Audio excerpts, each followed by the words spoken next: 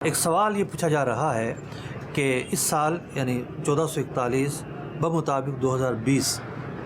جن لوگوں نے حج کے لیے پیسے جمع کروا دیے ہیں اور ابھی تک حج کے لیے جو پیسے جمع ہوئے ہیں پرائیویٹ کاروانوں میں تو جمع نہیں ہوئے ہیں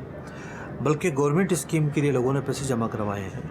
جن لوگوں کے نام آ چکے انہوں نے پوری پیمنٹیں جمع کروا دی ہیں،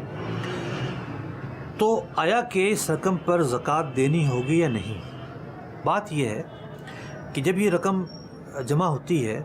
جیسے گورنمنٹ نے جمع کی، سوال یہ پیدا ہوتا ہے کہ گورنمنٹ کی حیثیت کیا ہے، آیا کہ وہ ہماری وکیل ہے، آگے جا کے ہماری طرف سے معاہدے کرے گی، تو پھر تو ہم یہ دیکھیں کہ جی پیسے رکھے ہوئے ہیں، معاہدے ہوئے یا نہیں ہوئے۔ دوسری حیثیت یہ ہے کہ وہ ہماری وکیل تو نہیں ہے بلکہ وہ خود ایک پارٹی ہے، خود ایک فریق ہے۔ تو جب ایک معاہدہ ہوا، ایک بندے نے کچھ سروسز بک کروائیں اور پیسے اس کو ادا کر دیے، اجرت اگر پیشگی ادا کی جائے تب بھی جو ہے وہ سامنے والے کی ملکیت میں چلی جاتی ہے۔ اجرت کے جو قواعد ہیں اس کے اندر یہ بات لکھی ہوئی ہے۔ اب جو حج کے لیے پیسے جمع کروائے جاتے ہیں یہ بہت ساری اجرتوں کا ایک مجموعہ ہوتا ہے، اس کے اندر جہاز کی فیس ہے، خیمے کا کرایہ ہے، ہوٹل کا کرایہ ہے، ٹرانسپورٹیشن ہے۔ مجموعی طور پر گورنمنٹ نے بحیثیت ایک پارٹی، یعنی وہ ایک پارٹی اور ایک فریق کے، اس نے ہمیں ایک پیکج دیا اور اس پیکج کے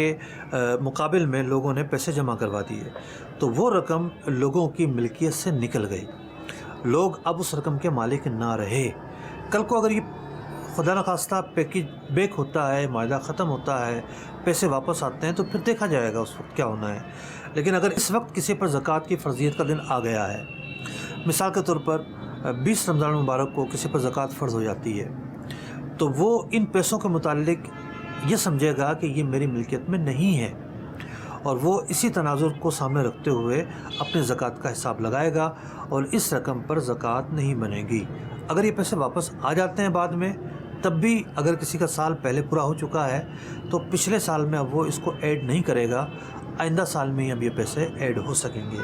تو زکوٰۃ کے حوالے سے ایک یہ مسئلہ بڑا پوچھا جا رہا تھا، اس کا میں نے جواب عرض کیا ہے۔